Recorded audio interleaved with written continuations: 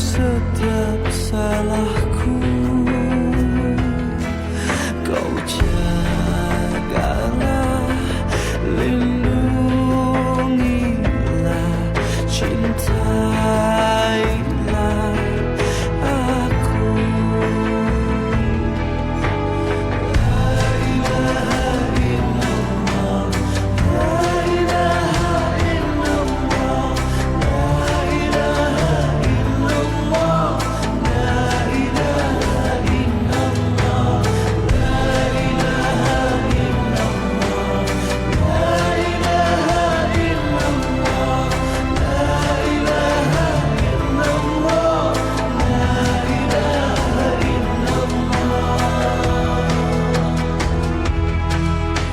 Setiap detik yang berlalu menghitung diriku, bertanya padaku, akankah sia-sia bila akhir waktu datang memanggilku. Kau jagalah, lindungilah, selamatkan aku.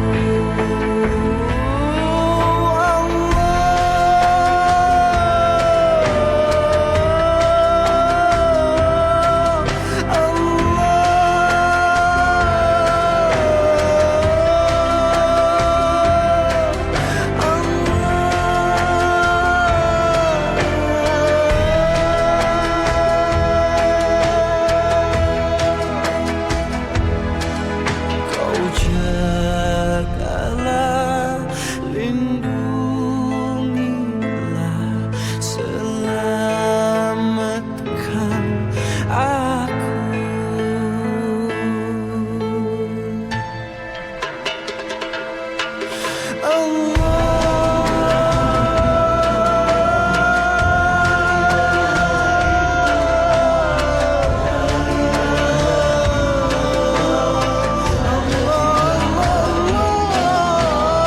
Jagalah diriku, jagalah hidupku, lindungilah aku ini. Jagalah, cintai, lindungi, selamatkan, ya Allah, ya Allah. La ilaha illallah, la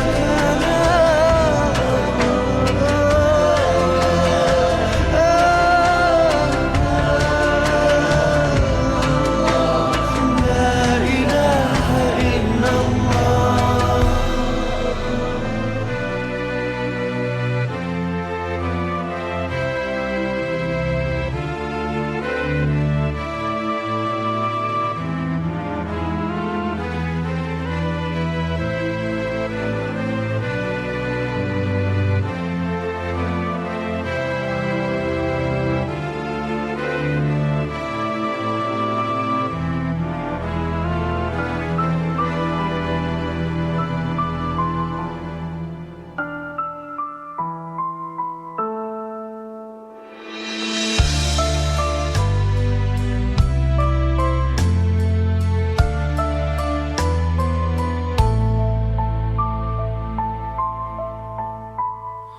Tinggi menggunung dosa-dosa kami, bertambah tinggi semakin hari.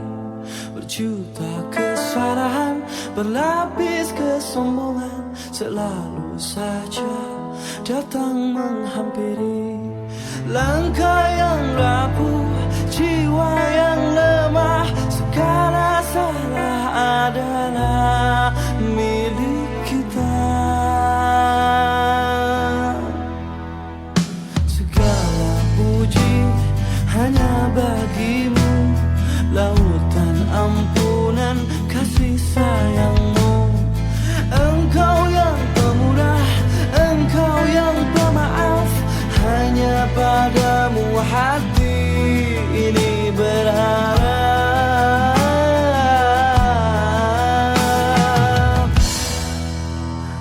ارحمنا يا الله يا رحمن يا رحيم ارحمنا يا الله يا رحمن يا رحيم ارحمنا يا الله يا رحمن يا رحيم ارحمنا يا الله يا رحمن يا رحيم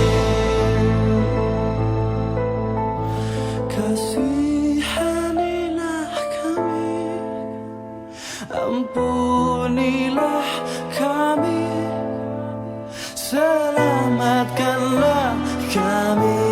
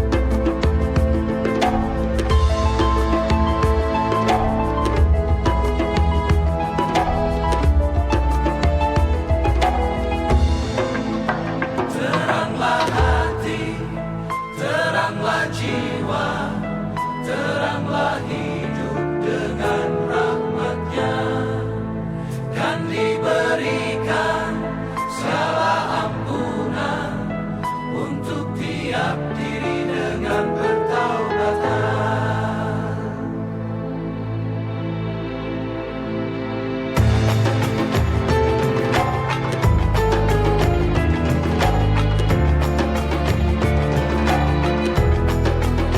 Kepada Allah semua kan berakhir, waktu dan dunia hanyalah miliknya.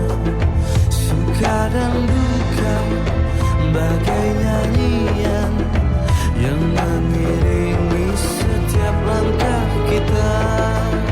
Allahu Rabbi yang maha pengasih, yang memberi rezeki setiap insan. Allahu Rabbi yang maha penyayang, akan memaafkan setiap kekilafan.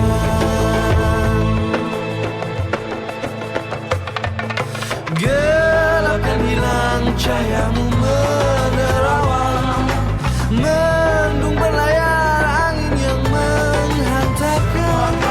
Semua karena kehendak saya, semua karena kasih dan sayangnya, semua karena rahmatnya. Assalamualaikum warahmatullahi wabarakatuh. Bismillah, alhamdulillah. Alladzi 'allama al-Qur'an, khalaqal insana 'allamahu al-bayan. Asyhadu an la ilaha illallah wa asyhadu anna Muhammadan abduhu wa rasuluhu la nabiyya ba'dah. Allahumma shalli wa sallim wa barik ala Muhammadin wa alihi wa sahbihi. Yang terhormat Al Ustaz Bapak Dr. Andes Tafsir MAG dan Bapak Ibu yang hadirin yang dimuliakan Allah. Alhamdulillah pada malam hari ini kembali kita dipertemukan dalam keadaan sehat walafiat dalam acara pengajian rutin bulanan keluarga besar kami yang pada bulan Februari ini jatuh pada tanggal 1 Maret tahun 2008. Kajian kita pada malam hari ini adalah membahas tentang meningkatkan ketakwaan dengan memahami tafsir Al-Quran sesuai dengan pembawa yang akan dibawakan oleh Bapak Tafsir ya. Pak Tafsir menafsirkan Al-Quran. Pak Medi, Pak coba Arif silakan di depan. Kami mohon maaf mungkin tempatnya nyaman. Silakan nanti ke depan, jadi yang terlambat nanti bisa menyusul di belakang. Silakan. Alhamdulillah pada bulan Februari ini ibunda kami tercinta Ibu Abu Sukur berulang tahun. Ulang tahunnya aneh 4 tahun sekali. Jadi ini tanggal 29 Februari kemarin, makanya ini pengajiannya mundur-mundur. Jadi jatuhnya tanggal 1 Maret. Mana Ibu? Bu, ini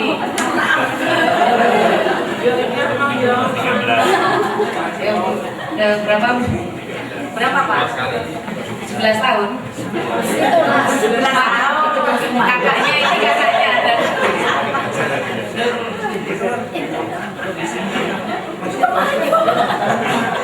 Pura-pura diulang tahun ya.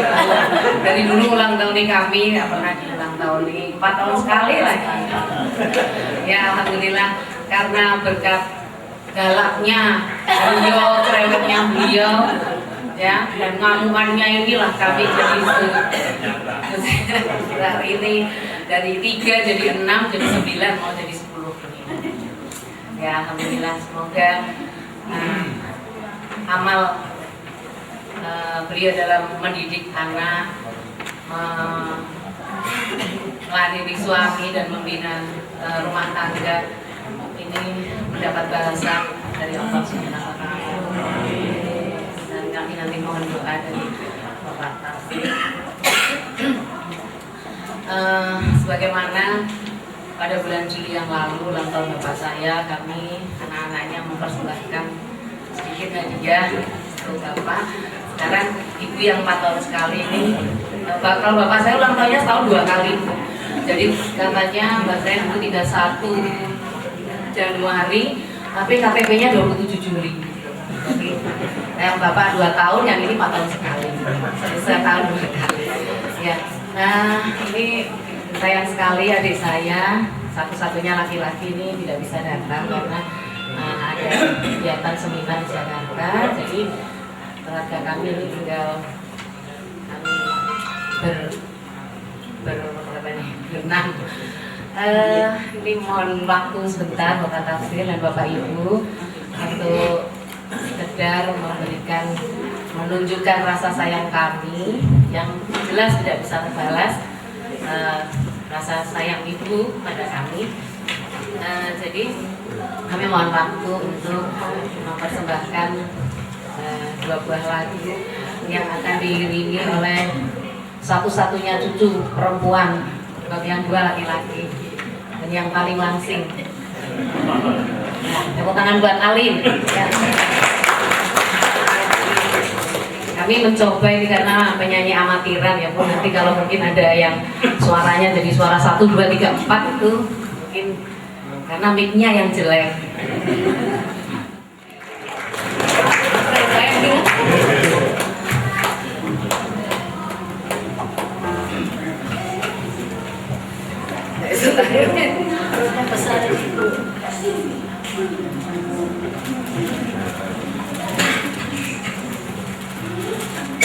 Ya, siap.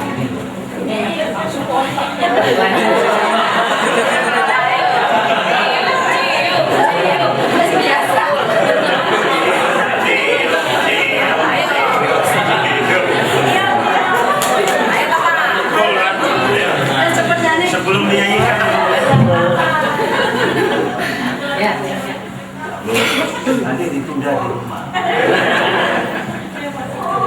Lagu pertama ada 2 buah lagu. Yang pertama adalah yang berjudul Bunda.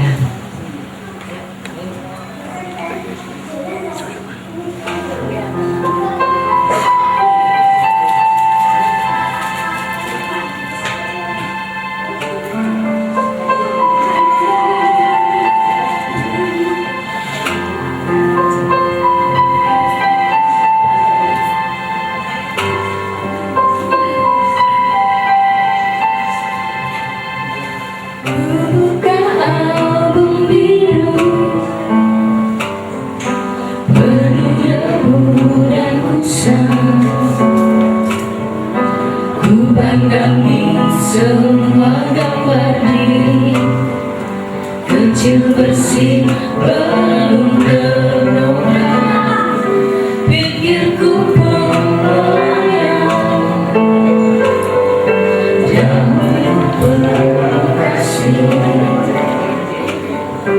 teringat semua cerita orang tentang riwayatku.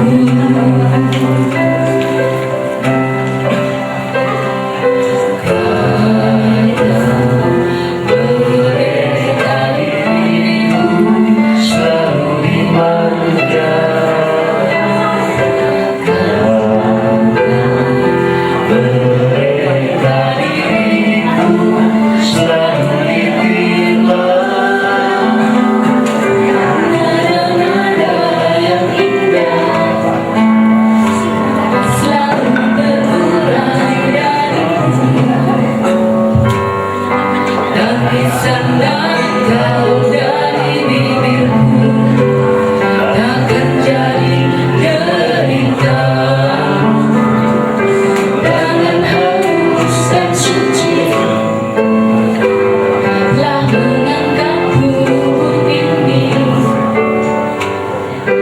Jiwa, raga, dan seluruh hidup telah Dia berikan.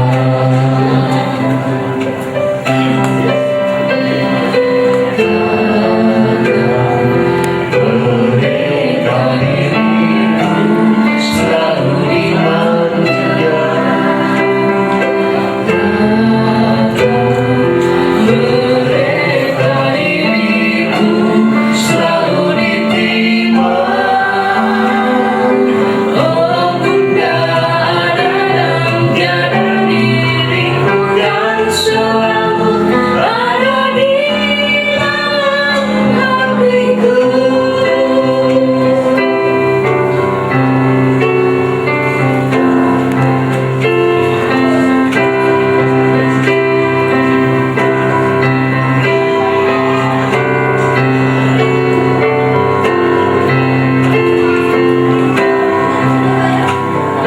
Pikirku melayang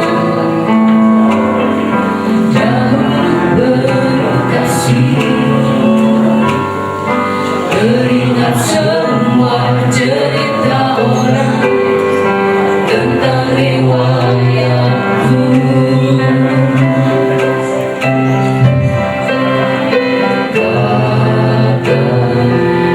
Mereka diriku selalu dimanja. Mereka diriku selalu diterima. Oh Bunda, ada dan tiada diriku dan selalu ada di dalam hatiku.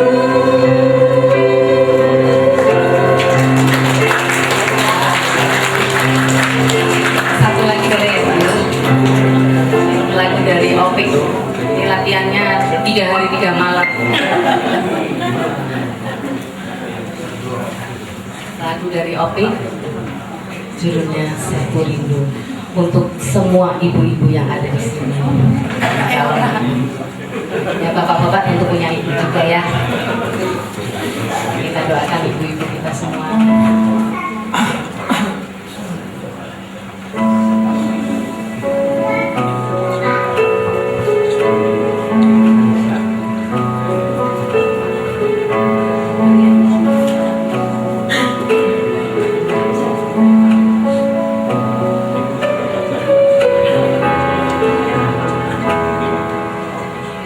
hujan kau ingatkan aku tentang satu rindu di masa yang lalu saat mimpi nasibnya bersamamu.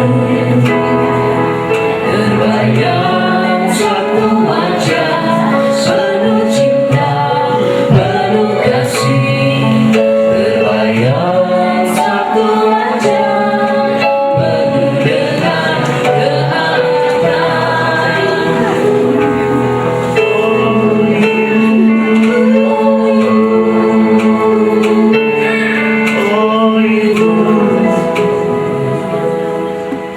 Allah, izinkanlah aku bahagiakan dia meski dia jauh.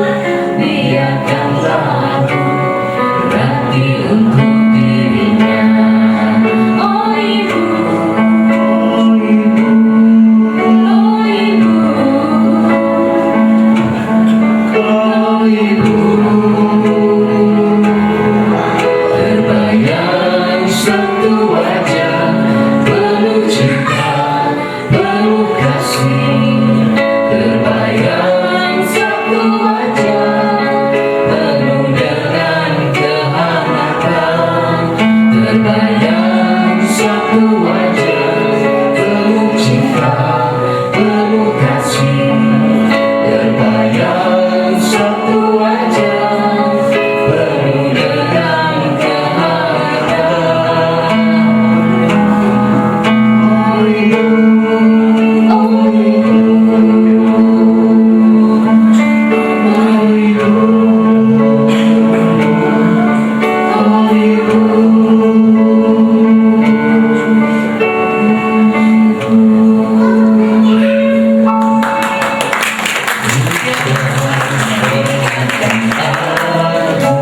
Tentang satu rindu di masa yang lalu saat mimpi masih bisa bersama. Oh ibu, oh ibu, oh ibu,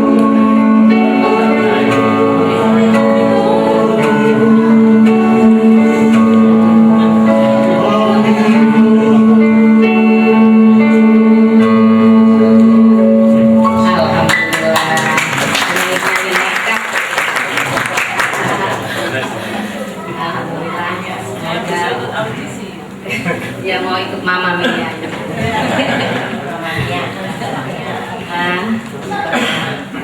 Alhamdulillah sekarang tiba waktunya kita untuk mendengarkan kajian dari Bapak Ustadz Pak Tafsir. Sudah siap diskusi? Diskusinya besok Pak ya. Silakan waktu dan tempat dipersilakan. Assalamualaikum warahmatullahi wabarakatuh. Alhamdulillah, alhamdulillah dari an'ama alaina bi ni'matil iman wal islam. Asyhadu an la ilaha illallah wa la syarika lahu wa asyhadu anna Muhammadan abduhu wa rasuluh. Allahumma sholli wa sallim ala Muhammad wa ala alihi wa sahbihi ajma'in, amma ba'du. Bapak Profesor Yusuf Sarjana yang menghormati, Bapak Ibu dan putra putrinya yang berbahagia, yang pada hari ini sedang merayakan ulang tahun ibu yang berapa? Oh, 17 kali 4. Kita semua ikut berbahagia dan doanya nanti di akhir. Salawat serta salam tetap limpahkan kepada junjungan kita besar Muhammad Shallallahu Alaihi Wasallam yang senantiasa menjadi ustaz untuk kita semuanya. Para bapak, ibu dan saudara-saudara yang saya hormati, Nabi Muhammad itu salah satu menjaga kemesraan keluarga itu sering bercanda antara beliau dengan sahabat maupun istrinya. Salah satu rekaman kitab yang memuat tentang canda-canda Nabi dengan istrinya itu tercantum dalam kitab namanya Dohikun Nabi wa Tabasumuhu. Jadi canda Nabi dan senyumnya. Jadi ada satu kitab berjudul Dohikun Nabi wa Tabasumuhu, canda Nabi dan senyumnya. Jadi jangan dikira bahwa Nabi Muhammad itu serius terus, tidak. Beliau sangat biasa bercanda, termasuk dengan istrinya. Salah satu candanya begini, tapi nanti jangan ditiru Pak. Jadi salah satu candanya begini, suatu ketika istrinya Aisyah itu, Ibu Aisyah sakit gitu. Ketika sakit, ya bagaimanapun sekelas istri Nabi pun ketika sakit ternyata mengeluh juga gitu. Salah satu keluhannya adalah, saya kok sakit, jangan-jangan nanti saya mati. Nah, itu kan. Jadi Bapak Ibu mungkin ketika suatu ketika sakit mungkin ada rasa itu. Aisyah istri Nabi juga sama, suatu ketika sakit sampai ke Rasulullah, jangan-jangan saya meninggal.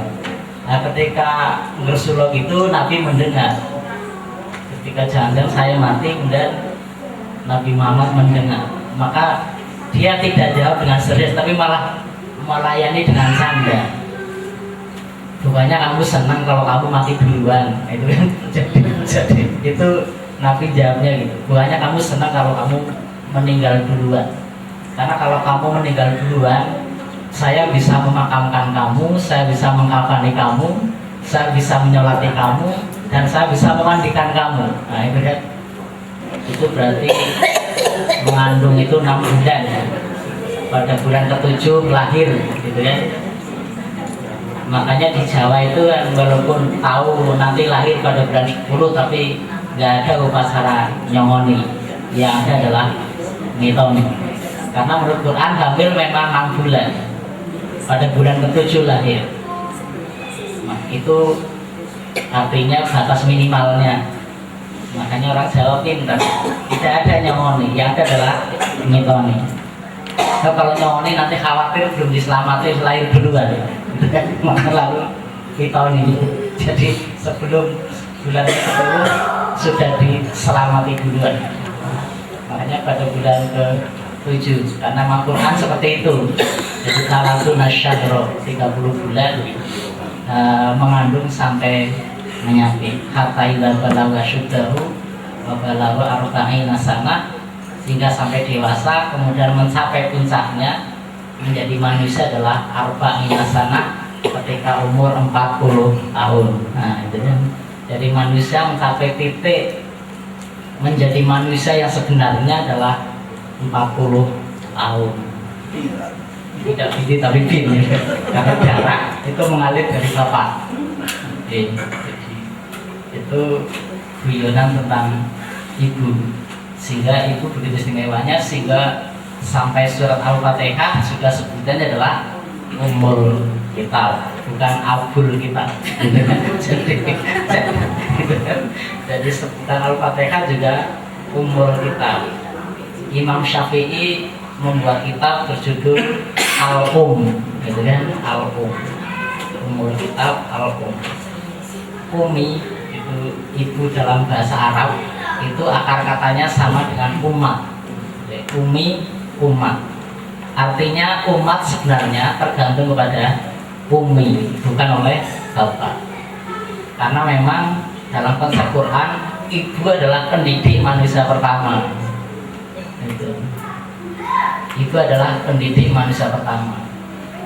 Kalau kita baca di hadis itu, fase-fase kehidupan itu memang mengikuti angka 40 hari pertama, 40 hari kedua, 40 hari ketiga.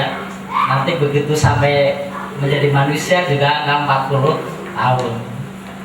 Oleh karena kalau orang Jawa kemudian mengkeramatkan angka 40, itu karena memang fase-fase hidup manusia itu ditentukan oleh angka 40. Dalam bentuk nutfah itu 40 hari, dalam bentuk ngalakoh itu 40 hari, dalam bentuk mudghah itu 40 hari. 40 hari ketiga itu fase paling kritis. Jadi menurut agama doa yang paling serius mestinya bukan ketika mitoni, tapi ketika 4 bulan, 40 hari ketiga. Ya, 40 hari ketiga karena apa 40 hari ketiga? Karena pada 40 hari ketiga itu roh ditiupkan, ketentuan masa depan ditentukan, kemudian indera dimunculkan. Nah itu 40 hari ketiga. Itu sehingga orang Jawa mestinya upacaranya bukan pada metoni, tapi pada ngapati. Nah itu kan gitu. Kalau di sini ada ngapati enggak kan? Kalau di beberapa daerah ada tuh ngapati. Jadi 4 bulan artinya 40 hari ketiga. Karena itu roh ditiupkan, nasib ditentukan, indera akan dipasang, itu kan indera itu. Jadi roh ditiupkan, 4 ketentuan masa depannya ditentukan ketika kita 40 hari ketiga. Yani rezekinya, ajalnya, amalnya, bahagia dan tidak bahagianya. Penting kabeh papat itu. Jodoh malah nggak ada dalam daftar 4 ini. Jadi Karena banyak tadi. karena banyak. Karena bisa sama ya. Karena dia sama. Jadi tentukan adalah ajalnya, rezekinya, kemudian amalnya, bahagia dan tidak bahagianya. Jadi walaupun rezekinya ditentukan, tapi bahagia dan tidak bahagia tetap tersendiri. Karena orang kaya belum tentu bahagia persoalannya. Tetapi sekali lagi ini adalah azali, ditentukan jauh sebelum kelahiran. Hanya Allah selalu merahasiakan, nggak pernah tahu. Bayangkan kalau kemudian diungkapkan kan kita ternyata saya dapatnya masuk miskin ya, ngapain kerja gitu kan. Tapi Allah merahasiakan, makanya kita nggak ngerti nanti besok akan jadi orang kaya tetap miskin, nggak ada yang tahu. Yang tahu adalah kematian. Kalau udah mati ternyata miskin juga, terus pancen takdirnya miskin. Nah, gitu. Tapi itu sebenarnya sudah diatur. Gitu. Makanya orang dengan kerja yang sama tidak menghasilkan kekayaan yang sama. Sama-sama kerja keras, yang satu bisa kaya, yang satu miskin. Sama-sama kerja keras, sama-sama kaya, yang satu bahagia, yang satu tidak bahagia. Karena itu memang sudah ditentukan ketika 40 hari ketiga pada masa kehamilan. Kalau kemudian putra putri kita pentalitan, ya pancang kan dia 40 hari ketika bapak pentalitan, kan? Itu kan sudah direkam sebenarnya. Gitu. Makanya biasanya mesti suruh tampil kalau, nggak boleh aru-aru itu kan. Itu bukan yang salah. Karena memang sudah punya perasaan, indera dan perasaan yang semuanya bisa merekam. Kata kedokteran kalau nggak salah itu kalau 18 minggu janin sudah bisa merekam apa yang ibunya rasakan. Kalau ibunya bahagia dia juga ceria, kalau ibunya stres dia bersungut gitu kan. Makanya tugas suami adalah membahagiakan istrinya ketika memasuki masa-masa ini. Jangan malah mentalitan kan gitu. Maka lalu kata orang barat dihibur dengan musik klasik dan ya pantas lah, mosok jelasnya lagi hampir masa musiknya dangdut rock gitu kan malah nanti nggak karu-karuan. Jadi itu di dalam surat Al-A'raf ayat 15. Para bapak, ibu dan saudara-saudara yang kami hormati, kembali kepada ibu karena memang saya akan menjelaskan tentang umur kitab, induknya atau ibunya kitab, yakni Al-Fatihah. Tapi saya tidak akan menjelaskan semuanya. Tapi pada satu ayat saja, yakni ihdinas shiratal mustaqim. Al-Fatihah ini menarik karena pada masa sahabat, Fatihah pernah menjadi alat ruqyah. Gitu kan? Jadi kalau sekarang ada ruqyah itu awalnya adalah surat Al-Fatihah pernah menjadi alat ruqyah oleh para sahabat di zaman Nabi. Tapi sebenarnya bagaimana di IAIN ada seorang dosen yang baru meneliti hadis-hadis tentang ruqyah. Ada sekitar 265 hadis tentang ruqyah. Dan ternyata ruqyah itu ada yang sesuai syariah, ada yang melanggar syariah. Jadi Nabi tetap membolehkan selama itu sesuai syariah. Salah satunya adalah Al-Fatihah. Adapun kenapa dengan air putih kok kemudian bisa, saya kira sudah baca bukunya yang dari Jepang itu The Power of Water kan ada buku The Power of Water. Ternyata air itu akan bereaksi ketika kita mengucapkan yang baik-baik maupun yang jahat-jahat. Kalau kita ngomong Allah, air ini akan bereaksi dengan indahnya. Tapi kalau kita ngomong yang jahat-jahat, dia juga bereaksi dengan jeleknya. Gitu. Jadi air itu bereaksi. Jadi kalau ibu-ibu bapak mandi itu ya jangan bengok-bengok yang tidak-tidak. karena airnya itu bereaksi. Itu ilmiah, bukan tahayul. Karena itu penelitian dari orang Jepang. Bukunya bestseller di Gramedia. Saya cari aja udah nggak kehabisan. Tapi kemudian saya dapat itu. Nanti bapak ibu bisa ke Gramedia lah. Itu bukunya bestseller The Power of Water, itu yang tulisannya orang Jepang. Jadi air ternyata kalau kita ngomong Allah, ternyata misalnya ngomong Allah, ngomong God, ngomong Tuhan, air bereaksi dengan bagusnya gitu. Tapi kalau kita ngomong setan gitu, air juga bereaksi dengan jeleknya gitu. Makanya kemudian banyak berdoa kalau itu bukan suatu yang tahayul, karena air memang bereaksi. Jangan-jangan apa yang sekitar ini adalah CD, ya. Jangan-jangan apa yang ada sekitar kita adalah CD, merekam apa yang kita ucapkan, merekam apa yang kita rasakan, merekam apa yang kita guna-guna, dan merekam apa yang kita lakukan. Jadi malaikat itu bukan semata-mata makhluk akhirat, makhluk halus, tapi fisik yang di sekitar kita juga adalah para malaikat yang merekam suara kita. Sehingga orang jahat cepat atau lambat akan konang juga, karena dicatat oleh udaranya, oleh airnya, oleh apa yang ada di sekitar dirinya. Semuanya adalah mencatat kita semua. Semua adalah CD yang bisa merekam. Jadi tidak ada zaman di mana kemudian rasional semua, nggak ada. Sehingga Kiai Slamet tetap aja akan favorit selamanya, gitu kan. Semodern apapun kehidupan primitif tetap ada. Itu tidak mungkin. Jadi makanya hal-hal yang bau keramat tidak masuk akal itu bukan berarti akan hilang, tidak. Karena manusia itu tadi perasaan, pendengaran dan penglihatan itu adalah keutuhan manusia. Ada yang besar perasaannya, rasionya tidak, kan gitu.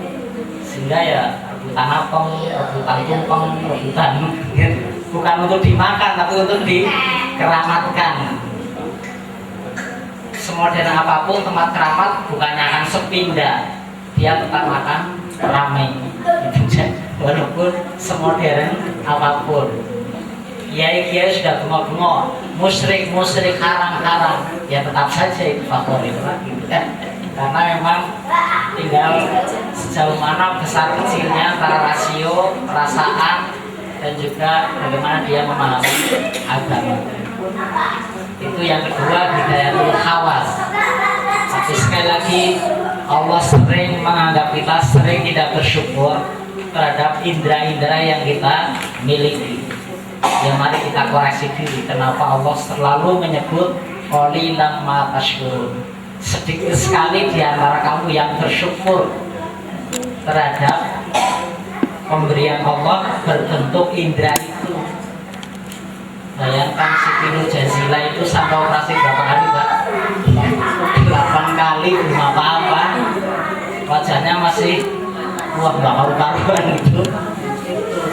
Nah, kita lupa bahwa kita itu betapa nikmatnya sebenarnya. Punya penglihatan, punya pendengaran, punya perasaan, punya wajah yang sedemikian indah gitu kan. Tapi kadang-kadang ya bersyukur kalau sakit baru bersyukur. Oh ternyata gitu. Tapi kalau belum kayaknya gitu, kadang-kadang sering kita begitu. Makanya Allah selalu peringatkan, qalilan ma tashkurun. Kamu kebanyakan nggak bersyukur gitu. isinya Rasulullah tok gitu ya. Bolak-balik Rasulullah, bolak-balik Rasulullah. Makanya tadi di ayat Al-Fatihah syukur itu kan Robbi auziani an asykura. Untuk bersyukur aja ternyata perlu bimbingan Allah. Ternyata manusia tidak mudah untuk bisa bersyukur. Gitu kan. Punya televisi 14 inch, perasaannya 21, ya nggak pernah nikmat lah. Punya sepeda motor tapi angan-angannya mobil, ya nggak nikmat punya sepeda motor, angan-angannya mobil. Karena menjadi korban keinginan, mana nikmatnya, ya stres lah gitu ya. Gitu. Tapi punya sepeda motor, tapi ya punya sepeda motor, perasaannya sepeda ontel lah, nikmat kan gitu. Rasanya tidak naik gaji, nggak taunya naik nikmat. Oh, naik gaji 100%, nggak naik 10%, kecewa lah gitu kan. Jadi korban keinginan. Makanya syukur itu kan adalah menikmati apa yang kita miliki, itu bersyukur. Itu yang ketiga. Dan hidayatul aqli masih bersifat umum karena tidak melihat dia mukmin maupun kafir. Dan yang keempat adalah hidayatul din, hidayah yang berupa agama. Inilah yang istimewa karena tidak semua manusia diberi hidayah yang berupa agama. Jadi hidayatul adyan, hidayatul adyan wasyara'i lengkapnya itu. Hidayah agama dan syariat. Ini manusia terpilih karena tidak semua manusia bisa beriman. Itulah kemudian oleh Allah bahwa iman adalah nikmat terbesar Allah yang diberikan kepada umat manusia. Jadi nikmat pertama itu iman, nikmat kedua itu sehat, baru yang ketiga nikmat yang lain-lain. Minimal punya iman, masih punya harapan gitu kan di akhirat itu. Bayangkan di dunia nggak punya harapan, kemudian tidak beriman, kapan punya harapannya? Gitu kan? Tapi kalau masih beriman, masih lumayan punya harapan. Itu adalah sehat. Apapun kalau sehat semuanya bisa menjadi nikmat. Makanya sehat adalah nikmat yang terbesar.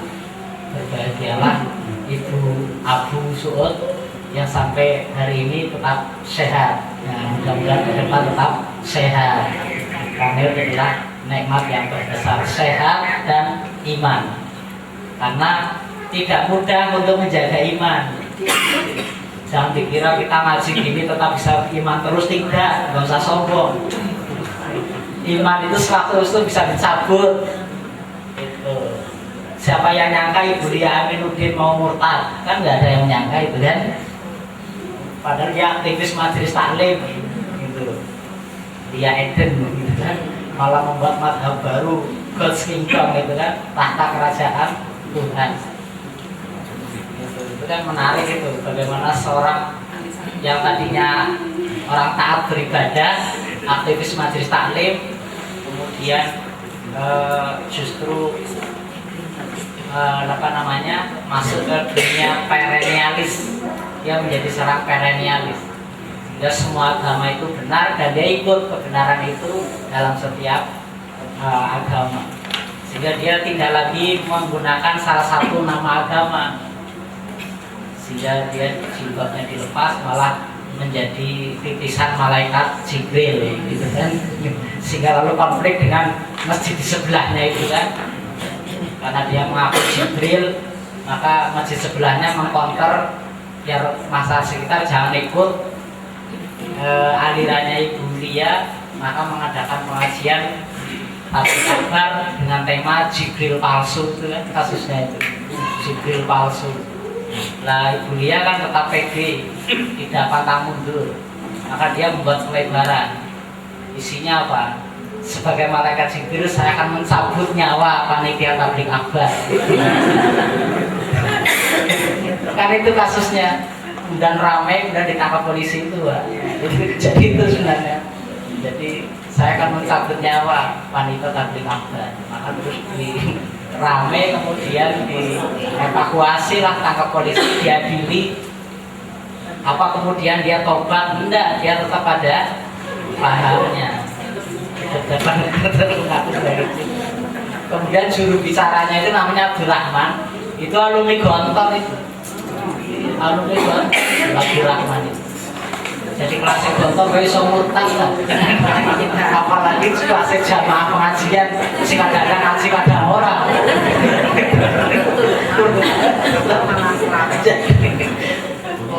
Alumni Gontor itu Abdurrahman itu. Lalu Gontor iso murtad apalagi ngaji seberang misalnya kadang orang angkat. Jadi jangan kira itu kita nggak murtad, tidak. Makanya agama nggak boleh menjadi alat kesombongan. Makanya wa ibadur rahman alladzina yamshuna 'alal ardi hauna.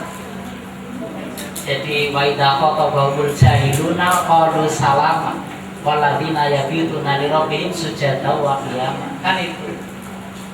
Jadi wa ibadur rahman, hamba Allah yang kelas asing tanpa pilih kasih. Alladzina yamshuna 'alal ardi hauna. Kamu semua itu adalah berjalanan di muka bumi dengan penuh rendah hati. Tidak boleh sombong, tidak boleh petang-petang burung karuan. Sekarang jadi kiai, besok jadi gali, lu rasain. Burung karuan. Makanya nggak boleh agama untuk kesombongan. Apapun itu nggak boleh untuk alat kesombongan, termasuk agama. Orang yang sholat jangan sombong pada orang yang belum sholat. Burung karuan besok kebalik. Orang yang beragama jangan sombong kepada orang yang belum beragama. Jangan kita mengolok-olok orang judi, jangan kita mengolok-olok orang maksiat. Burung karuan berbalik. Kita itu hanya boleh menasihati, tidak boleh mengolok-olok, tidak boleh menghina. Jadi sadar terhadap apapun yang melekat pada diri kita. Yang kedua, salam lil alam, menebar rasa damai untuk seluruh alam. Walaupun Imam Razi, Imam Samudra ya tetap pede aja, walaupun ngebom merasa jihad, gitu kan? Dia nggak merasa bahwa itu salah, dia tetap merasa bahwa itu adalah bagian dari jihad. Itu ayatnya ono.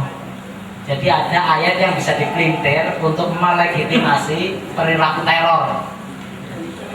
Kalau Bapak Ibu bisa baca di surat At-Taubah atau At-Tahrim, ada satu ayat tapi terdapat di dua surat yang ayatnya bunyinya sama. Ya Nabi jahidil kufar wal munafiqin wahlun alaihim. Wahai Nabi, perangilah orang kafir dan orang-orang munafik dan bersikaplah keras kepada mereka. Kalau kita buka di kitab tafsir, kata jahid itu bimana kita bunuhlah orang kafir. Nah kalau ayat ini mentah-mentah nanti balik cukup bendo. Kenapa? Bunuh orang kafir. Bagi orang semacam Imam Samudra nggak usah pusing-pusing siapa kafir. Asal bukan Islam namanya kafir. Halal darahnya, halal hartanya, sah dirampok untuk ngebom. Gitu. Makanya orang kayak gitu selamanya akan ada Pak Polisi. Ya, jadi orang kayak Imam Samudra selamanya akan ada. Ya, dalam sekian kurun waktu mesti akan ada. Makanya orang kayak Imam Samudra, Amrozi dalam dan termasuk agama lain tetap akan muncul. Jadi sekarang dihukum mati, besok akan muncul generasi berikutnya. Sama ketika Bapak Ibu bereaksi adanya kartun yang menyinggung Nabi Muhammad. Semakin kita reaktif, mereka semakin senang. Apalagi kalau kita demo, bakar-bakar, mereka semakin senang. Ibarat kita ngeledek kucing kecil itu, kalau dia bereaksi kita semakin senang, ayo terus. Sama. Kalau kita diledek, kemudian kita reaktif, yang ledek semakin senang. Sehingga sekarang berhenti, besok 3 tahun kemudian dia akan ngeledek lagi. Gitu. Tapi kalau dibiarkan, diledek kok diem, yang ledek males. Gitu kan. Gitu. Tapi orang Islam nggak bisa, atau orang beragama nggak bisa kayak gitu dia, karena itu sensitif kan, nggak bisa dia. Tapi sebenarnya kalau mau nandingi ya buatlah karikatur yang tandingan. Jadi kalau mereka membuat karikatur Muhammad, berani nggak kita membuat karikatur Nabi Isa, karikatur Yesus? Kalau kita membuat karikatur Yesus, ternyata orang Kristen tidak bereaksi, kapoklah kita.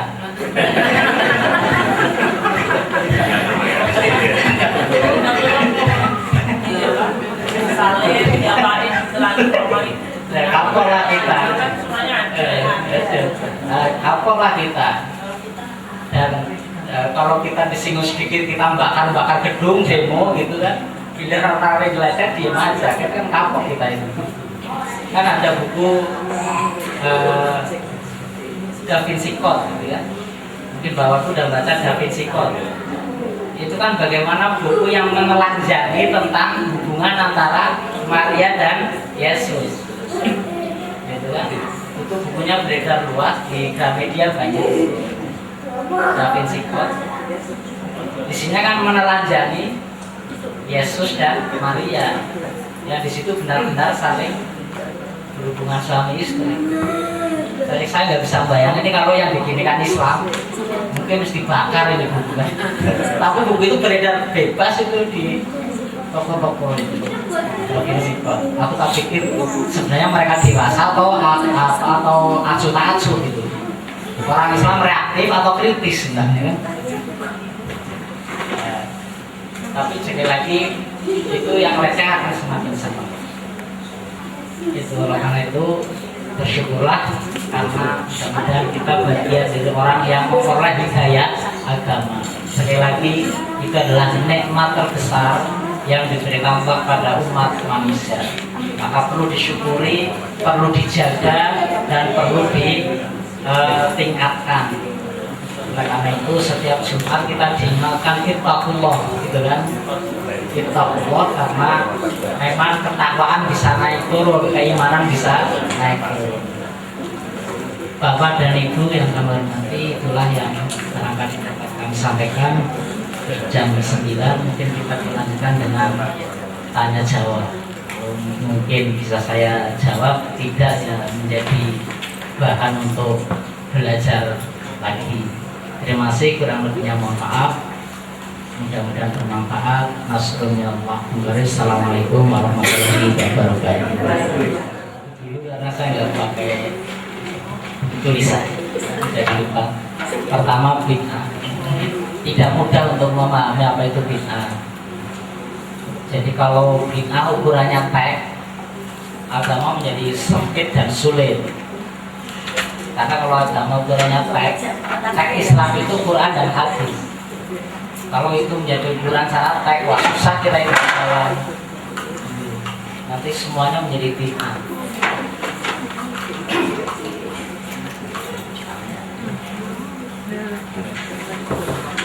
Bapak Ibu mungkin kalau Ramadan itu sholat tarawih ya, oke, sambil tarawih. Sholat tarawih rame-rame itu adalah bid'ah.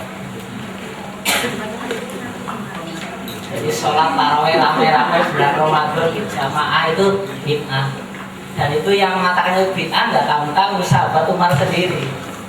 Nikmal bid'atu hadhihi, sebaik-baik bid'ah ya peristiwa ini. Ini apa maksudnya? Peristiwa sholat tarawih rame-rame pada bulan Ramadan. Kenapa sahabat Umar membuat pernyataan itu? Ceritanya ini, Nabi itu tidak pernah memformalkan nama istilah sholat tarawih. Zaman Nabi itu nggak ada istilah sholat tarawih, nggak ada.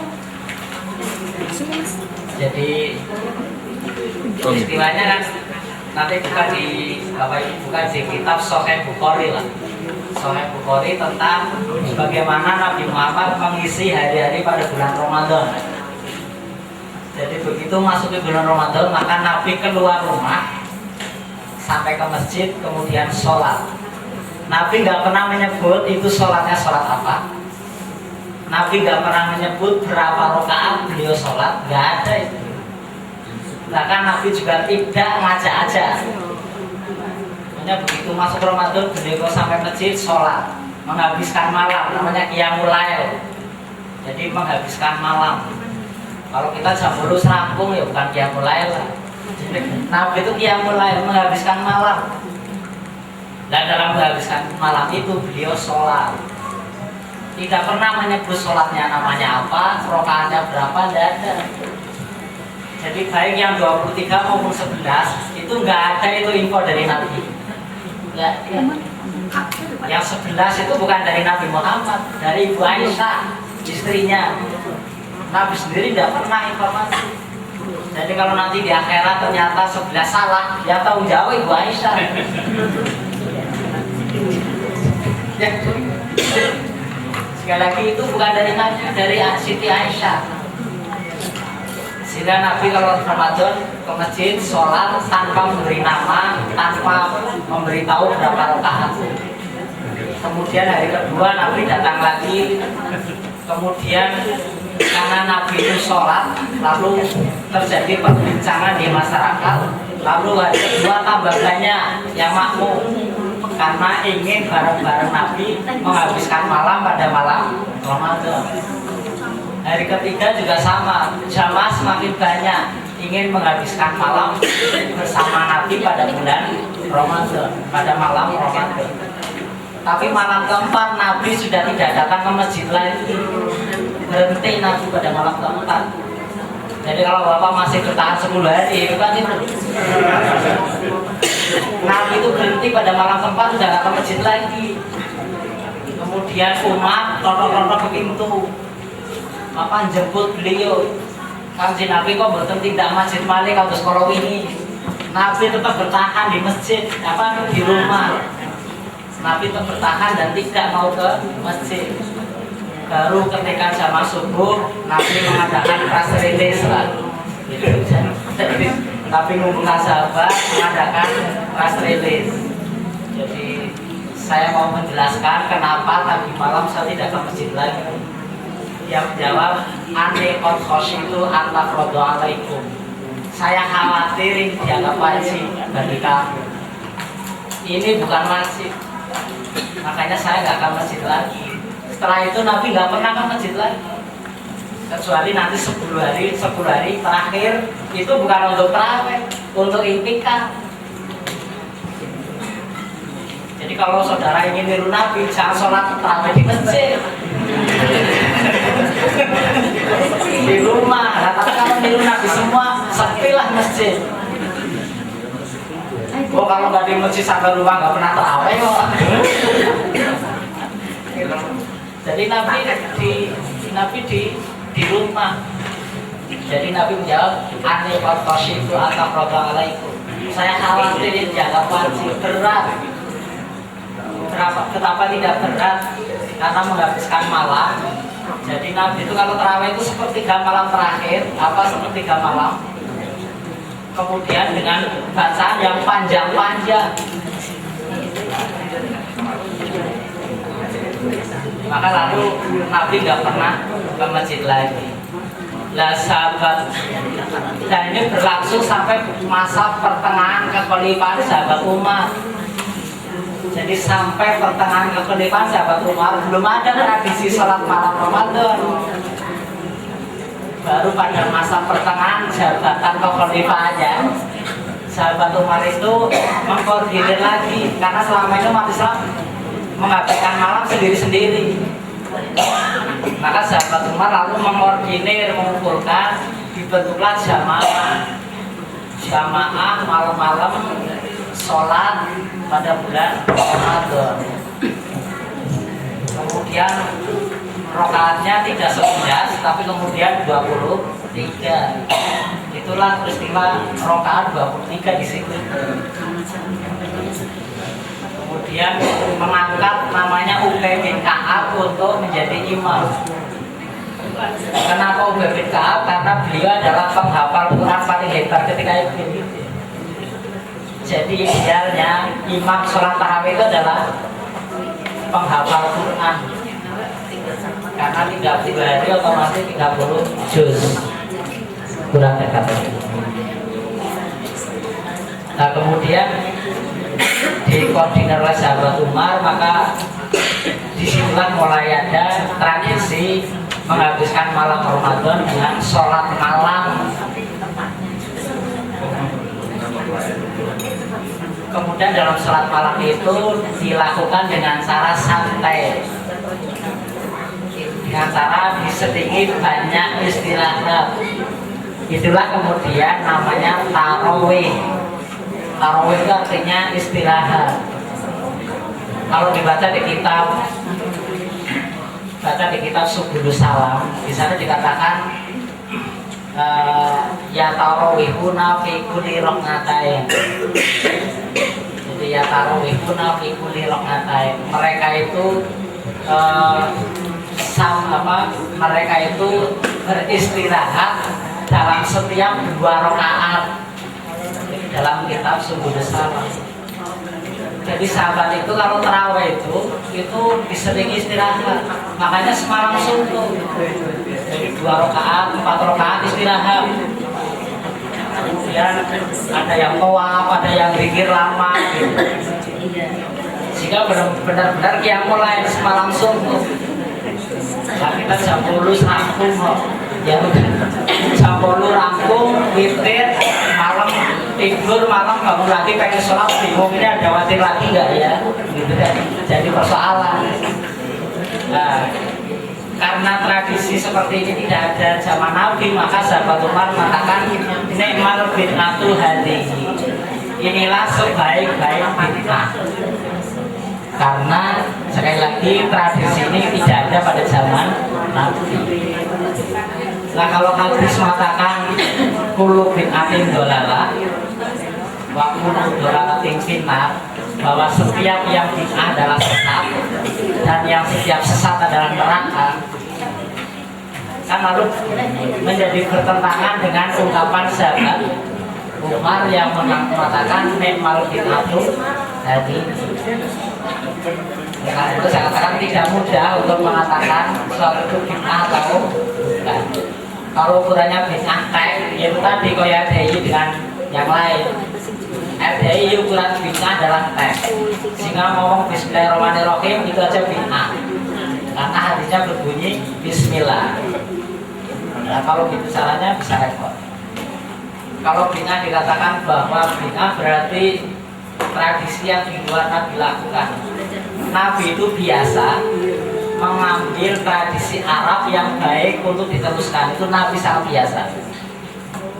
Jadi jangan dikira bahwa dalam Islam itu semuanya dari Islam. Tidak. Akikoh itu tradisi Arab, bukan Islam. Ya. Akikoh itu bukan Islam. Jadi orang Arab itu dia biasa kalau melahirkan anak potong kambing sebagai rasa syukur, tapi khusus bayi laki-laki.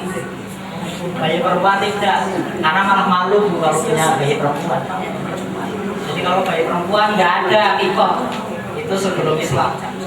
Yang ada adalah pada masa apa? Yang ada adalah bayi laki-laki. Saking senangnya, saking bangganya motong kambing dua ekor. Itu udah biasa orang Islam apa? Orang Arab sebelum Islam sudah biasa. Tapi begitu Islam datang, tradisi akikoh tetap jalan dengan revisi.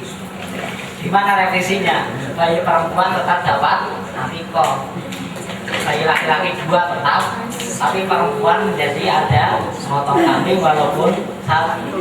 Jadi satu itu udah hebat daripada dulu tidak ada. Jadi itulah revisi dari tradisi Arab pra-Islam. Jangan pikiran Nabi itu semuanya baru, tidak. Banyak tradisi Arab yang dipertahankan oleh Nabi. Puasa itu Ramadan itu 2 tahun setelah hijrah baru diwajibkan. Jadi kita bayangkan Nabi itu 15 tahun tidak pernah perintah puasa. Jadi kalau puasa dianggap 2 tahun setelah hijrah, kalau di Mekah itu 13 tahun, berarti kan 15 tahun. 13 tahun Nabi, 15 tahun Nabi jadi Nabi, itu baru ada perintah puasa. Nah, selama 30 tahun di Mekah, Nabi tahu puasa nggak sih? Pernah puasa nggak sih? Belum ada perintah. Tapi Nabi tetap puasa. Gimana puasa Nabi? Ngikuti tradisi orang Arab di situ. Apa tradisi puasanya? Asyura pada tanggal 10 Muharram. Tradisi puasa 10 Muharram itu udah lama sebelum Islam. Orang Arab biasa melakukan. Nabi sebagai orang Arab ikut tradisi itu. Begitu Ramadan menjadi perintah wajib, maka puasa wajib pada Ramadan. Tetapi 10 Muharram tetap menjadi puasa sunnah. Maka Nabi mengatakan bagi yang menghendaki untuk tetap puasa sebagai sunnah pada 10 Muharram, ya silahkan. Tapi wajib kita adalah bulan Ramadan. Artinya Nabi nggak selamanya tradisi dihabisi. tapi tradisi Arab dipertahankan selama itu dari. Maka lakukan perdebatan tentang konsep syariah sebagai hukum Islam. Potong tangan itu hukum Islam atau hukum Arab? Masalahnya di situ. Karena sebelum Islam datang orang Arab udah biasa potong tangan. Makanya ulama-ulama mayoritas di Indonesia tidak harus hukum Islam dalam bentuk potong tangan di Indonesia. Kalau Nabi Muhammad di Indonesia mungkin nggak ada potong tangan, kan gitu. Kalau Hizbut Tahrir lagi, harus lain ya. Jadi itu diantara perdebatan antara ulama.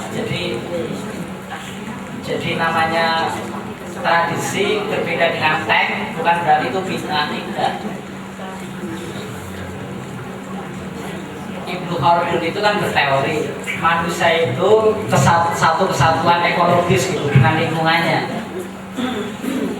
Nabi itu kalau buka puasa itu sunnah Nabi adalah Nabi Muhammad, sunnahnya adalah kurma. Bapak ibu pakai kurma nggak kalau puasa? Mungkin sehari 2 hari kuat lah, sebulan ya enak lah. Karena perutnya bukan perut Arab, bukan perut Arab. Ya Nabi Muhammad di Arab ya kurma masa nggak ada rambutan lah. Jadi sunahnya Jawa itu ya bukan kurma, kolang. Nah, kalau Nabi di sini ya mesti kolang lah. Masa nggak ada kurma ya nggak mungkin. Maka yang sunah kurma atau kolang, gitu kan? Jadi Nabi memang kurma, tapi kan Nabi orang Arab. Haji tahun yang lalu itu orang pada kelaparan itu bukan karena nggak ada makanan, tapi karena kita sudah biasa sego, suruh roti ya tetap lapar lah. Karena perutnya bukan perut roti, mending sego kucing daripada roti ya. Kelasnya sego kucing ketika roti. Jadi manusia itu satu kesatuan ekologis dengan lingkungannya. Dipaksa suruh jadi orang Arab ya nggak bisa, kita Jawa. Kalau kita perut Jawa bukan perut Arab. Di kosong kurma ya rais malah mepres sampai jadi apakah sunnah itu harus kurma atau jangan harus tergantung dengan teks? Nabi biasa zakat pakai anggur, Nabi biasa zakat gandum. Jadi 2,5 kilogram makanan pokok itu gandum di Arab. Gandum tanpa lauk bisa. Coba kalau di zakat beras tok, masa lebaran hanya beras apa seneng. Jadi kalau zakat jangannya beras tok kayak lauk. Gandum dia jadi roti, gak perlu lauk enak. Dan yang Indonesia beras makan masa lebaran segotrok. Jadi kalau zakat jangan hanya beras, di lauknya mana? Karena kita konteksnya Indonesia, bukan Arab. Ya, kurma, saya pernah fantasi boleh nggak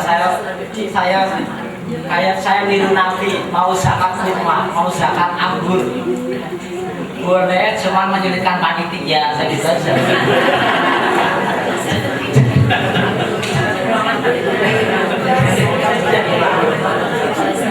Boleh, tapi menyulitkan panitia. Gak ada beras ya kan. Jadi kalau zakat ya beras, jangan hanya beras toh, itu belum membahagiakan. Kalau dia harap gandum kemudian kurma nggak perlu lauk, ya sudah kurma cukup dimakan langsung. Nggak beras masa lebaran dari beras toh,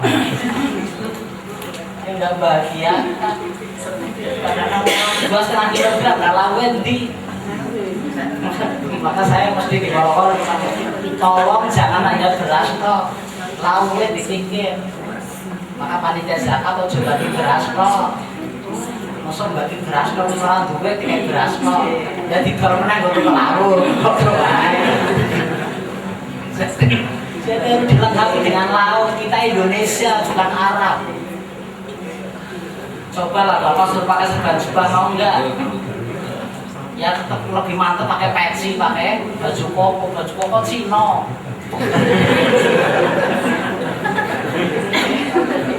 Kok Cina tapi rata lebih mantap daripada konser juga lah. Apakah sunnah itu harus serban juga? Kalau niru Nabi ya jelas serban juga. Wong Arab kok, masa wong Arab orang orang iso gawe baju koko. Jadi apa namanya? Kita lebih suka pakai baju koko, pakai pensi. Pensi ya ora ono sunahe apa Quran hadis gak ada kumpul, nabi ora ono kumpuluan. Nabi ora tau kumpulan. Saya ngisi pengajian gak pakai pensi dengan ngerasain nemu bener. Iki mau bare kenangan ora. Coba saya ngisi pengajian gak pakai pensi kira-kira ini bare kenangan ora to iki bare kebulan. Padahal gak ada itu syariahnya. Quran yang nggak ada, hadis juga nggak ada, pensi kumpul orang-orang. Pak Abu Suud khotbah di Masjid Baitur Rahman orang kumpuluan, mending orang situ.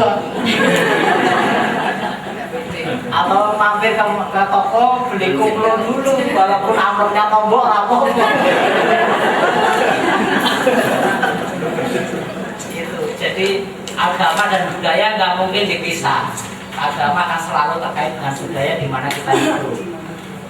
Jadi koplo ini nggak ada syariatnya koplo itu. Jadi pensi ora ono syariat. Qur'ane ora ono, hadise ora ono. Tapi kalau di Indonesia khotbah nggak pakai pensi mending orang itu khotbah. Walaupun tidak ada syariatnya, tapi nggak bisa dihindari. Padahal itu budaya. Jadi budaya dan agama tidak mungkin dipisahkan, walaupun memang harus selektif mana yang bisa mengarah ke syirik, mana yang tidak. Jadi kalau saya ngambang, saya niru Nabi ya.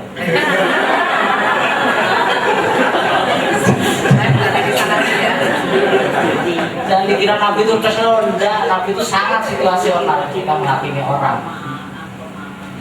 Nabi itu jadi pendekatan manusia lebih penting daripada teks itu yang dilakukan oleh Nabi. Tapi memang tidak semua orang berpikiran seperti saya.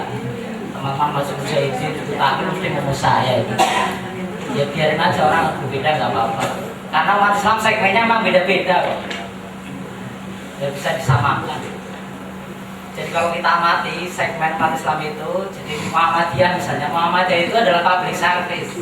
Karakternya itu melayani umat. Orang sakit buatkan rumah sakit, orang main pinter buatkan sekolahan, orang yatim miskin buatkan panti asuhan. Itu Muhammadiyah. Diolah kali Muhammadiyah ya itu hasilnya. Kelompok lain mungkin susah untuk seperti itu, tapi orang Muhammadiyah paling cocok di bidang itu.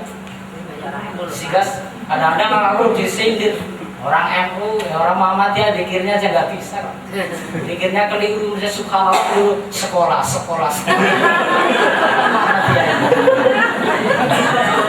Memang bukan bakatnya orang Muhammadiyah zikir, istighosah, mujahadah kubro, zikir yang suwe itu biar teman-teman itu memang karakternya orang-orang NU itu. Mereka mujahadah kubro, istighosah memang bakatnya. Zikir jabol itu ada rolas kuat, Muhammadiyah orang kuat, tengkulek lasak. Memang bukan bakatnya Muhammadiyah sendiri lah. Menghadirkan Kiai Asrori itu 250 juta itu, menghadirkan Kiai Asrori. Otaknya orang Muhammadiyah nggak nyambung, orang atas itu buat zikir. 250 juta untuk bangun sekolah GFS kan gitu orang Muhammadiyah. Itu otaknya orang Muhammadiyah. Lalu atas 250 juta untuk zikir jam bertengah jam loras juga. Mubadir itu omongan orang Muhammadiyah. Bagi yang suka zikir itu kepuasan, yang bisa dihitung dengan angka. Maka nggak apa-apa menghadirkan Kiai Asrori 250 juta untuk zikir jam tekan jam loras. Sampai nangis karena apa? Puas kan gitu. Nggak bisa dihalang-halang. Memang karakternya jadi orang Islam sing tukang nulungi wong loro ya ono, sing tukang mikir ya ono, sing tukang demo ya ono.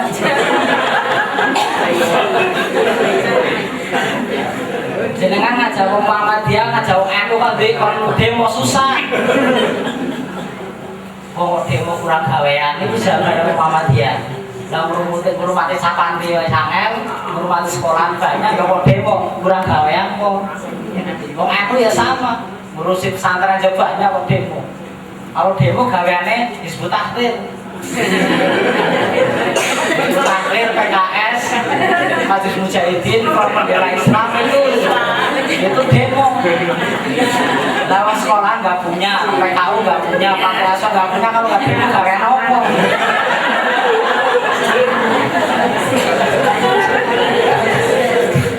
Ya memang manusianya demo itu. Udah lah, kita udah punya kepri masing-masing lah. Biarin aja itu berjalan secara alami. Jadi sing tukang mikir ono, nulungi wong lara ono, tukang demo ono, sing tukang bom ono lengkap lah. Lengkap jadi kalau orang empat ini kumpul, monggo Mama Samudra jangan bom mawon. Pakai kulo sing nambahin di wong Muhammadiyah. Udah gitu aja. Jadi pakai kulo sing nambahin, tambahin orang mari monggo pakai dengan talqin. Terus sama tugas gede. Jadi monggo pakai dengan talqin untuk tewas. Kan gitu aja lah. Jadi nanti urusan demo ben kanca-kanca FPI Majelis Mujahidin ya udah ada bagian masing-masing. Kalau Muhammadiyah aku kon demo ya mesake lah. Ngurusi apa bisa udah banyak masih kon demo. Demo baru berangkat sana. Saya diberi sekok kucing harus bergerak karuan. Tapi orang Muhammadiyah suruh demo susah. Karena gawean. Jadi udahlah, 4 orang itu berjalan apa adanya, nggak usah saling menjelek-jelekan, berada pada karakternya masing-masing. Udah gitu aja, berjalan yang penting semuanya sama, ingin memajukan Islam itu aja dengan versinya masing-masing. Udah punya pasar masing-masing. Nah, kita yang bukan Muhammadiyah, bukan NU, bukan kami apa ini ya? Ya, infaknya aja yang banyak. Infaknya aja yang banyak. Kemarin saya yang banyak. Boleh titipkan saya kemarin baru nangani banjir Pati. 2 hari saya kemarin saya 2 kali saya ke Pati. Jadi saya dua kali ke Pati, sesuaikan pengobatan pasca banjir. Saya juga baru mendampingi Bu Mulyana yang korban pembunuhan itu. Bu Mulyana Matang Mali itu yang suaminya dibakar, setembak dibakar. Kemarin kita langsung ke sana. Yang kasus yang banyak televisi koran itu kasus Jumali yang ditembak dibakar, yang namanya Rafael kemarin Jumali meninggal itu. Kita dampingi Bu Mulyana itu. Anaknya 2 kami ambil dimasukkan panti asuhan. Yang nomor 1, 2 itu tidak boleh karena satu ini Bu Wali Kota. Tapi yang kecil sudah saya ambil dan masukkan ke panti asuhan. Ya kita gitu-gitu aja. Dan sampai terlambat. Datang orang Islam terlambat dalam bencana alam. Sekarang nggak bisa terlambat lagi. Kami punya MDMC sehingga sekarang bencana sekarang juga berangkat. Karena belajar dari beberapa peristiwa orang Islam sering terlambat ketika ada bencana alam. Sekarang bencana alam besok baru rapat. Kan gitu orang Islam. Hampir masih di sekarang bencana alam besok rapat.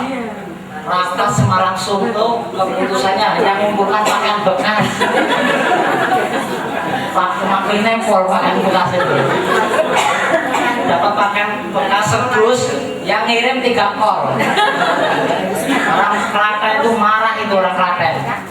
Karena antar sumbangan dengan pengunjung banyak pengunjung. Macet total itu kan mulai dari Wedi sampai itu ganti warna itu macet karena apa? Banyaknya pengunjung. Emangnya kami wisata musibah karena 1 RT sumbangannya 1 kol yang iringi 3 kol. Nggak imbang antara manusia dengan jumlah sumbangan. Gitu. Makanya Mas Islam jangan sampai itu terjadi lagi. Maka kami sudah membangun MDMC. Jadi Muhammadiyah Disaster Management. Kami punya 9 MDMC di 9 rumah sakit di Jawa Tengah yang kita bagi secara geografis. Kemarin kita nangani banjir itu dari Bojonegoro sampai ke Wonogiri. Sekarang kita sedang menangani korban tadi, termasuk korban Bu Mulyana. Ya emang karakternya di situ. Tapi biarin aja yang lain dengan karakter yang lain. Tapi sekali lagi semua punya segmen pasar masing-masing. Jadi biarin aja berjalan secara alami. Gak usah mengklaim saling benar, saling hebat, tidak usah. Biarkan berjalan sesuai dengan peran dan fungsi masing-masing, sesuai dengan karakternya. Karena nggak mungkin umat Islam diseragamkan. Bu Asta itu, Astaning Sakti, psikolog yang dari Bu Mulyana, kita pernah isi bareng Pak Astaning Sakti itu kan akrab dengan saya. Pak Nasir, kalau saya diberi jelasan Islam, jangan Islam yang berat-berat, Islam yang enteng-enteng saja. Ya orang kayak gini harus kita santuni juga. Dia mengharapkan Islam yang enteng-enteng. Untuk jenengan ya cocok. Jangan kelasnya Islam yang berat-berat kan. Jadi memang tidak harus sama. Apalagi saya kan melayani orang banyak. Ada yang macam sampean yang Islam berat-berat, sampai yang sukanya Islam yang ringan-ringan gitu. Nah semuanya dan setiap agama punya segmen seperti ini. Saya kebetulan anggota IFC, Interfaith Committee. Saya punya kantor saya di Guskupan. Di kantor saya di Guskupan. Di agama lain juga sama. Buddha itu ya, Nasir, di Buddha itu ada yang agamanya harian, ada yang agamanya mingguan, ada yang agamanya tahunan, ada yang agamanya seumur hidup sekali. Ya sama, orang Islam juga sama lah. Ada yang sekali seumur hidup sholat Id toh. Ada yang mingguan sholat Jumat toh. Jadi kayak gitu ada dalam setiap agama. Jadi kalau saya tidak mungkin umat itu mau disamakan. Saya seorang mubalik nggak mungkin akan menyamakan umat harus seperti saya. Itu tidak mungkin.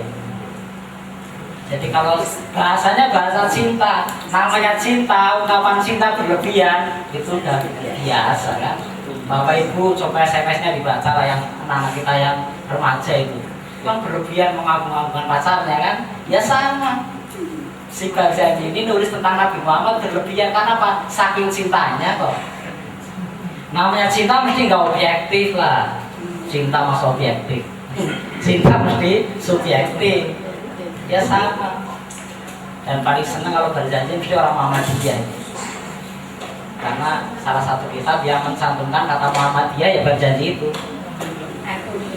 Walamma aradallahu ta'ala idraza haqiqatihil Muhammadiyah Allah. Jadi kalau orang Muhammadiyah nggak mau berjanji mau ke sana, nggak usah repot-repot tinggal tidur kamu Muhammadiyah Allah. Nah, NU rawon, NU niat rawon. Maka dia jungkir balik moncok karena apa? Karena belum merasa ada kan gitu. Itu guyonnya gitu. Tapi kadang-kadang teman-teman itu sirik, si orang Muhammad dia jadi wocok.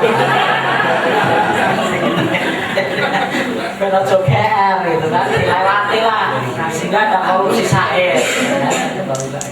Jadi itu sastra biasa aja, jangan berlebihan. Jangan berlebihan, jangan mengkeramatkan, tetapi juga jangan kemudian apatis. Bagaimanapun itu adalah karya sastra orang Islam. Jadi itu syair-syair yang indah sekali. Orang sekarang belum tentu bisa membaca syair seindah itu. Bayangkan sebuah sejarah, riwayat hidup dibuat dalam bentuk syair yang bisa dilakukan. Ibarat mau copat itu, ibarat mau copat.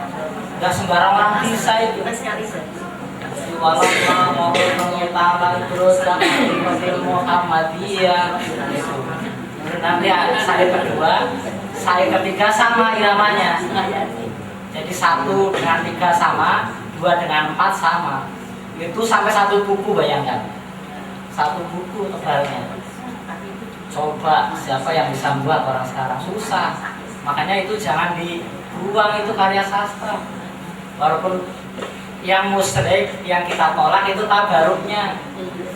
Tabaruk kepada kitab itu yang keliru. Kadang-kadang orang Muhammadiyah salah, aku ya salah. Wong NU salah karena bertabaruk berlebihan, orang Muhammadiyah salah karena tidak mau baca. Akhirnya salah kafe lah. Akhirnya salah kafe. Ganti. Saya sekretaris Muhammadiyah Jawa Tengah. Tapi harus diluruskannya gitu-gitu. Ada porsi-porsinya karena salah semua akhirnya. Yang satu berlebihan, yang satu amatir. Padahal itu karya seorang muslim.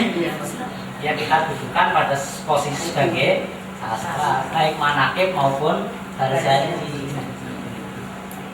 Tapi kita menghabisi orang yang bertabaruk ya ora iso wis kadung.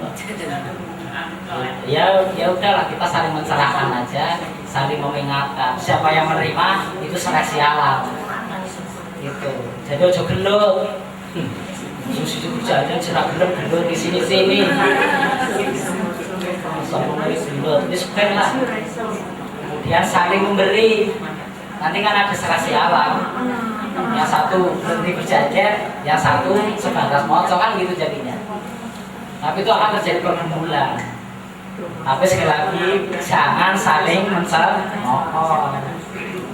Itu, nggak usah saling mencemoh. Itu.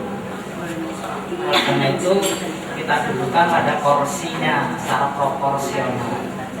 Jadi kalau landasannya adalah kita bawa sunnah Nabi, harus diingat Bu, di situ sunnah Nabi bukan hadis Nabi. Okay.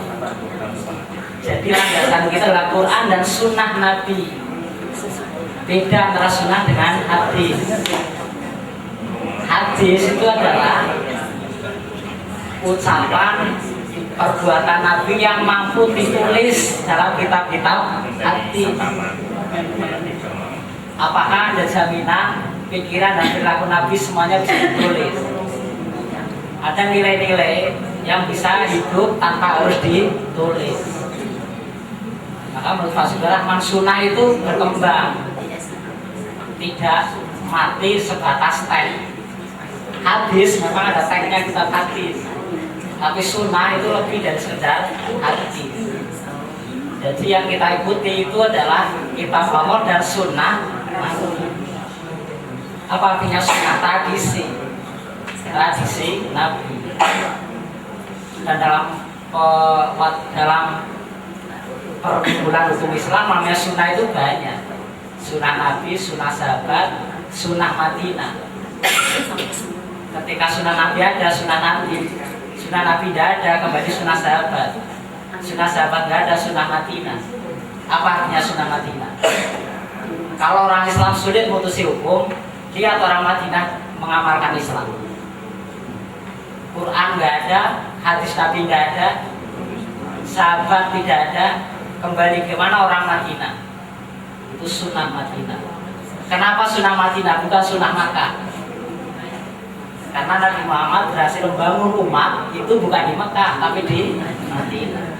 Hukum Islam diterapkan pertama bukan di Mekah tapi di Madinah. Makanya yang ada adalah sunnah Madinah bukan sunnah Makkah.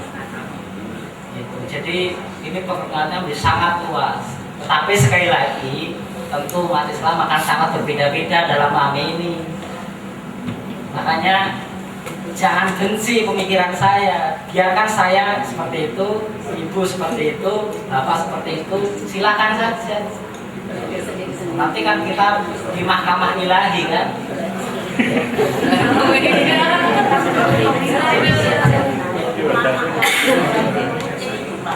Jadi orang awam itu belajar ya itu kan jadi ulama adalah menjelaskan. Nah, penjelasan ulama macam-macam. Ya mungkin satu.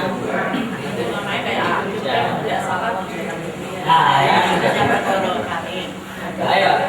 Nah, itu malah menjalankan ayat malah dihabisi kalau ibu-ibu. Jadi memang nggak bisa ayat berjalan sendirian. Nggak bisa tanpa dukungan budaya. Ya kasusnya Agim tuh merasa bahwa saya menjalankan ayat, tapi nggak didukung oleh sosial, ya dia habis lah. Sehingga dia sekarang bukan lagi idola ibu, idola bapak-bapak. Jadi memang teks nggak bisa lepas dari budaya. Tidak mungkin ayat turun menyakiti umat di mana ayat itu turun, tidak mungkin. Itu nggak ada dalam sejarah. Jadi tidak ada ayat turun menyakitkan masyarakat di mana ayat itu turun, tidak mungkin. Kalau ayat poligami turun, itu artinya tidak mungkin lokasi ayat itu turun orangnya sakit dengan poligami, nggak mungkin. Itu artinya poligami di mana ayat itu turun itu menjadi hal biasa. Begitu sampai di Indonesia jadi masalah. Ayatnya boleh, ibu-ibu tidak boleh, kan gitu. Jadi kalau mungkin turun di Indonesia mungkin ayat itu terjadi, kan ya. Gitu. Dan sekali lagi tidak ada ayat turun menyakitkan umat di mana ayat itu turun. Di ayat poligami itu pasti di mana itu turun poligami telah menjadi biasa, bukan suatu yang menyakitkan. Menyakitkan itu kan di Indonesia, tapi di ayat ini turun dulu itu nggak menyakitkan. Nah, sampai di Indonesia, wah runyam, karena tradisinya bukan poligami. Tradisi Indonesia itu selir masalahnya.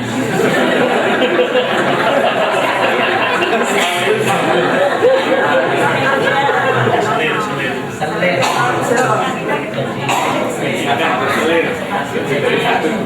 Ya nggak usah disalahkan dong. Ketika mitoni itu kan pakai kelapa gading orang Jawa ya. Kelapa gading kita dari Janoko kan itu. Jadi harapannya lahir bagus ke Janoko kan. Bagus ke Janoko bojone akeh kan itu. Disalahin deh Janoko. Jadi ibu jangan salahkan bapak-bapak, gambarnya Janoko. Janoko itu istrinya 40 bro. Dari 40 jadi 4 itu kan berat. Itu evolusi.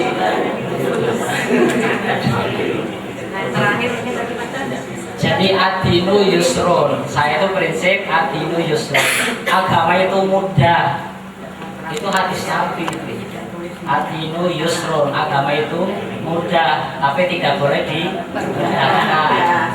Hanya seperti apa yang mudah dan memudahkan, mesti akan beda-beda. Tahlilan gimana tahlilan? Ruhnya menjelaskan ini. Udahlah, yang Muhammadiyah nggak usah tahlilan, yang NU di stop ya angel kan gitu ya. Udah ada padu daripada mulut, kan gitu. Karena tradisi itu tapi ya jelas tidak ada. Tapi kok tahlilan tradisi kayak gitu ya memang tidak ada. Tapi diperdebatkan ya raga-raga. Ya biarin aja pergumulan secara alami. Jadi dijelaskan juga nggak akan ketemu. Ya sudah aja mantap pada keyakinan masing-masing. Muhammadiyah yang udah gak biasa tahlilan ya udah gak usah tahlilan. Kan gitu aja, mantap saja. Kan dijelaskan juga menghabiskan waktu kan. Menghabiskan tenaga, menghabiskan energi.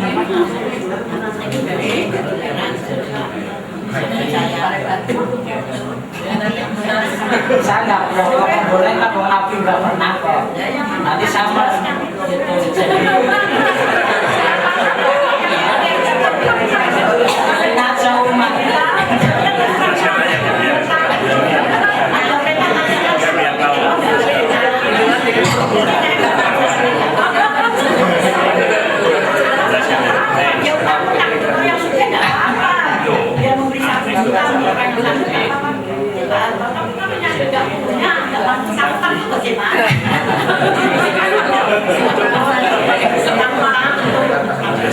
Jadi terus Pak, nggak jadi ngomong. Biar tahu. Biar tahu. Ya Bu, Apa ibu aja menjelaskan?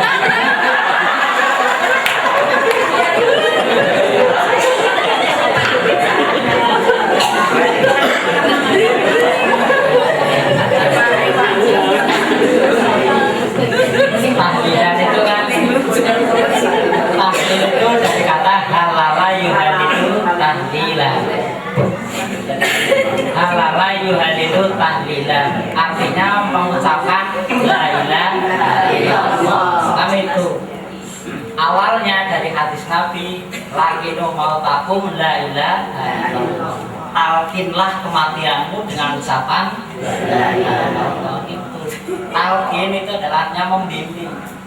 Bimbinglah kematianmu dengan ucapan la ilaha illallah. Itu adalah masa-masa menjelang kematian supaya dibimbing dengan la ilaha illallah. Itu sebenarnya. Itu yang benar. Ada pun sekarang jadi upacara, yaitu kreativitas ulama Indonesia. Kan gitu. Kan itu masalahnya. Sekarang tahlilan menjadi ibadah sosial. Jadi jenengan nggak tahlilan, Allah nggak marah. Paling dirasani tombol kan itu. Itu bukan urusan dengan Allah, itu urusannya dengan masyarakat. Kalau nggak sholat nggak ada dosa, tapi kalau nggak ikut nggak dosa.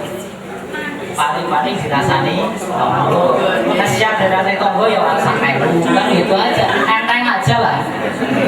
Berat gitu gitu aja repot.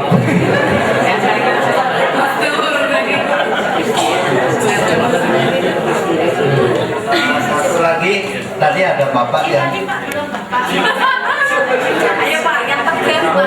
Untuk yang haji, yang Pak Abu yang sudah haji aja. Karena saya belum haji, jadi saya nggak berani jawab tentang haji. Karena teorinya terlupa. Jadi biar Prof Abu yang jawab tentang haji, karena saya belum haji. Monggo Pak. Terima kasih. Tadi Bapak menyinggung di Arab Buddha. Buddha. Kami mau menanyakan Pak, apa hikmahnya di dalam Al-Quran menggalakkan Buddha? Kira-kira bagaimana hikmahnya itu? Yang kedua, kalau menurut kami berarti Bapak kan segmennya berbeda-beda. Jadi soal Ahmadiyah itu ada aja gitu Pak. Soal Ahmadiyah itu apa? Ahmadiyah kenapa? Hal-hal aja gitu. Terima kasih. Minum dulu Pak. Sampai jam 12 nih nanti Pak. Kemarin saya ngisi Pak jam 1 sampai maghrib. Ini sampai subuh nanti.